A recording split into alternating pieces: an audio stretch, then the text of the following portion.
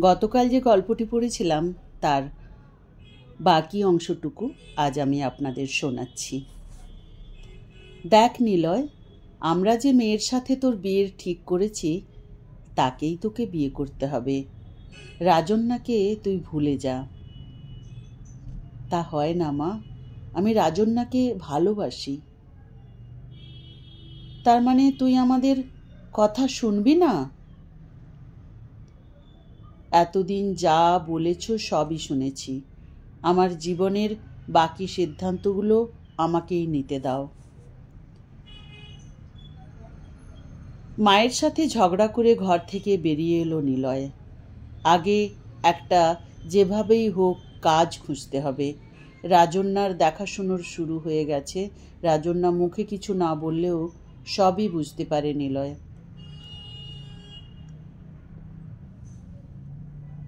আমি একটা part time কাজ পেয়েছি নিলয়। এখন স্যালারি কম হলেও পরে বাড়িয়ে দেবে বলেছে। আরে, এ তো দারুণ খবর। স্যালারি কম বলে ভেবো না, তুমি জয়েন করো। আমি একটা কথা ভাবছিলাম। বলো, কি কথা? আমরা যদি বিয়ে করি এখন কেমন হয়? আমি জানি রাজন্যা, তোমাকে বাড়ি থেকে চাপ দিচ্ছে বিয়ের জন্য, কিন্তু এই মুহূর্তে আমি কোনো চাকরি না পেলে তোমায় রাখবো কিভাবে?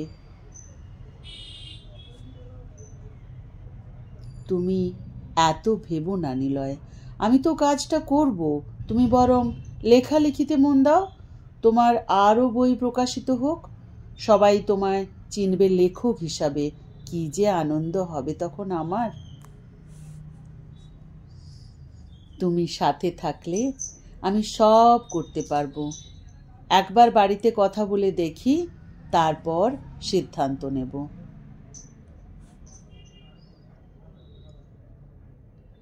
বাড়িতে বলার পরেও কিছুতেই মাকে রাজি করাতে পারল না নিলয়।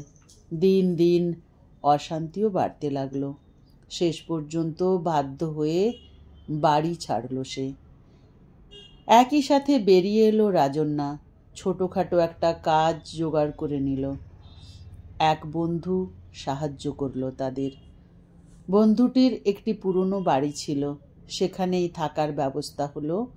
ভাড়া দেবার মতো অবস্থা তাদের তখন ছিল না। দুজনের বিয়ে হলো। যেটুকু টাকা দুজনে রোজগার করত তাতে দুজনের অনেক কষ্টে দিন চলত। তবুও দুজনে শান্তিতে ছিল। অনেক স্বপ্ন নিয়ে আগামী দিনের অপেক্ষায় ছিল। বছর পার হলো, সাথে সাথে দুজনের ভাগ্য বদলালো।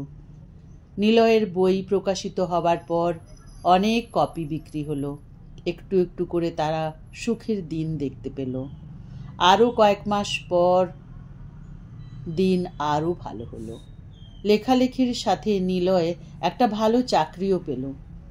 সেই দিন দুজন দুজনকে ধরে অনেক কেঁদেছিল। নিলয় লেখক হিসাবে সুনাম অর্জন করল। একসাথে পার করল 3টে বছর। ঋষি জন্ম নিল। বাড়ির সকলে নিলয় রাজন্যার বিয়েটা মেনে নিল।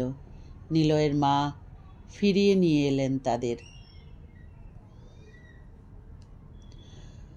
প্রথম প্রথম সব ঠিক ছিল। নিলয়ের ব্যস্ততা বাড়ল। ঋষি হবার পর রাজন্যাকে কাজটা ছাড়তে হয়েছিল, কারণ তখন ঋষিকে দেখার মতো কেউ ছিল না।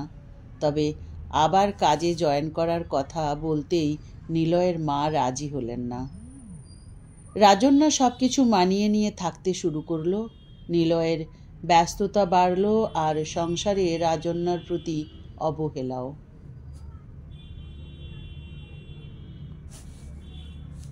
সেই সময়ে বাড়িতে এলো নীলাঞ্জনা, যার সাথে নিলয়ের মা নিলয়ের বিয়ে ঠিক করেছিলেন।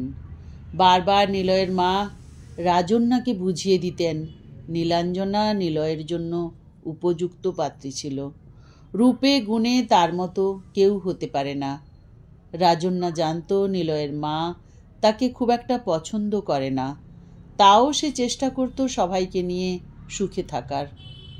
কয়েকবার নিলয়কে বলেছিল তার মায়ের ব্যবহারের কথা। নিলয় বিরক্ত হয়ে বলেছিল, এইসব তোমাদের মেয়েদের ব্যাপার, নিজেরা মিটমাট করে নাও, আমাকে বলতে এসো না। এরপর ধীরে ধীরে নীলাঞ্জনার এই বাড়িতে আশা বাড়তে লাগলো, আর ততটাই সংসারে অশান্তি বাড়তে লাগলো। নিলয়ের মা চেয়েছিলেন নিলয়ের জীবন থেকে রাজন্যাকে সরাতে, তাই তিনি যথাসাধ্য চেষ্টা করতেন। মাঝে মধ্যে রাজন্যার ব্যাপারে মিথ্যে কথা বলতেন নিলয়কে। মাকে সে বিশ্বাস করত, তাই রাজন্যার সাথে এই নিয়ে দূরত্ব বাড়তে লাগলো। সেই সুযোগটা কাজে লাগালো নীলাঞ্জনা। ঋষি যখন 5 বছরের, বলতে গেলে দাঁতে দাঁত চেপে পড়েছিল ওই বাড়িতে রাজন্যা, শুধুমাত্র সংসারটা বাঁচানোর জন্য। এইদিকে সংসারে অশান্তির জন্য নিলয় আর রাজন্যার দূরত্ব বাড়তে লাগলো। রাজন্যা অভিযোগ করা ছেড়ে দিল, চুপ হয়ে গেল। নিলয়ের জীবনে নীলাঞ্জনা প্রবেশ করল। সংসারে অশান্তি থেকে একটু শান্তি খুঁজতে নিলয় নীলাঞ্জনার সাথে কথা বলতে শুরু করলো। ধীরে ধীরে নীলাঞ্জনাও কেমন যেন একটা মোহের জালে জড়িয়ে নিল নিলয়কে। নিলয় নীলাঞ্জনার কাছে পেত মানসিক শান্তি, তাই বারবার ছুটে যেত তার কাছে। সেই সুযোগটাই কাজে লাগালো নীলাঞ্জনা।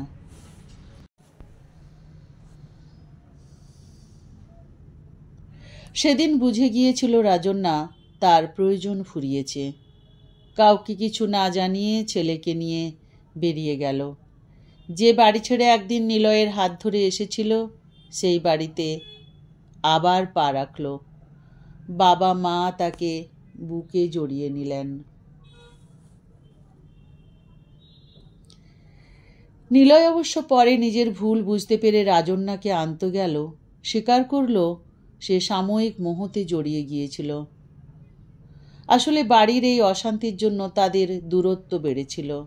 ফুলের মতো নরম রাজন্যা তখন পাথরে পরিণত হয়েছে।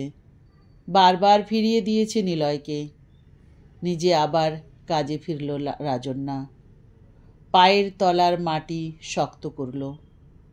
ছেলেকে নিয়ে থাকা শুরু করল। নিলয়ের সাথে সব যোগাযোগ বিচ্ছিন্ন করে দিল। কিন্তু নিলয় তার চেষ্টা থামায়নি, বারবার ফিরিয়ে আনার চেষ্টা করল। ঋষি বড় হলো। রাজন্যা সব সময় চেষ্টা করেছে এই অশান্তি থেকে ছেলেকে দূরে রাখার। চিঠির শেষ অংশে থামল শ্রেয়া। কিছুক্ষণ চুপ করে রইল। ঋষি এসে পাশে বসল। শ্রেয়া বলল, আমি যাব তো আন্টির বিয়েতে। ঋষি বলল, নিশ্চয় যাবে। চারিদিক ফুল দিয়ে সাজানো জায়গাটা। গুটি কয়েক মানুষ, তাদের সবাইকে মোটামুটি ঋষি চেনে, মায়ের কলেজের বন্ধু বান্ধবী। শ্রেয়া একবার ঋষির হাতটা ধরে বলল, তুমি কি কিছু জানো আন্টি কাকে বিয়ে করছেন? ঋষি বলল, দেখতে পাবে, আগে মা কোথায় আছে দেখি। রুমের মধ্যে ঢুকতেই ঋষি চোখ আটকে গেল মাকে দেখে। কতদিন পর এমন সুন্দর করে সেজেছেন মা। লাল পাড় সাদা রঙের বেনারসি, কপালে অল্প চন্দনের কলকা। ঋষি আর শ্রেয়াকে দেখে তিনি বললেন, দেখ তো আমাকে নায়িকা নায়িকা লাগছে কিনা। শ্রেয়া কাছে গিয়ে বলল, তোমাকে ভীষণ সুন্দরী লাগছে, আমি তো চোখ ফেরাতেই পারছি না। ঋষি একবার নরম সুরে বলল, তুমি ভেবেচিন্তে সব করছো তো? রাজন্যা দেবী আয়নায় আরও একবার নিজেকে দেখতে দেখতে বললেন, মেয়ে মানুষ বোধহয় ভালোবাসার কাঙাল হয়, তাই যখন কাউকে ভালোবাসে তার ভুলগুলো সব। ঋষি থামিয়ে বলল, আমি নিলয় বসুকে কখনো ক্ষমা করতে পারবো না। পেছন থেকে নিলয়বাবু বললেন, আমি জানি ঋষি, আমি অনেক অন্যায় করেছি তোমাদের সাথে, আমাকে ক্ষমা করা যায় না। শুধু বাবা হিসেবে একটা অনুরোধ আছে আমার, আমাকে দাহ করার সময় তুমি থেকো তখন।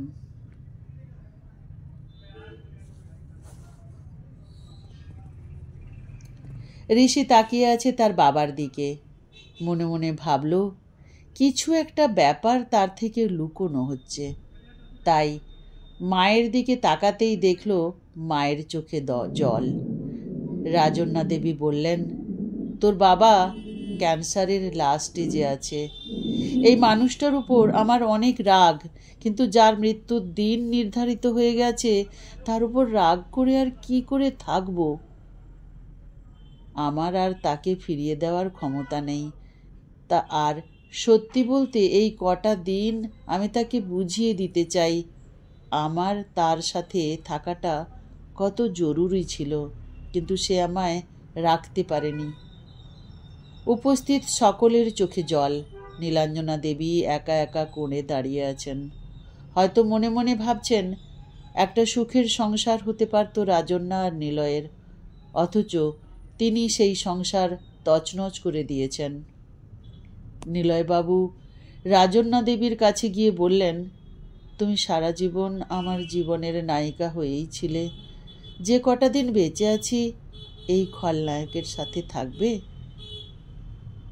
রাজন্যা দেবী জড়িয়ে ধরলেন নিলয়বাবুকে। গল্পটি এখানেই শেষ হলো। গল্পটি লিখেছেন মৌসুমী হাজরা। গল্পের নাম রাজন্যা, এক নায়িকা।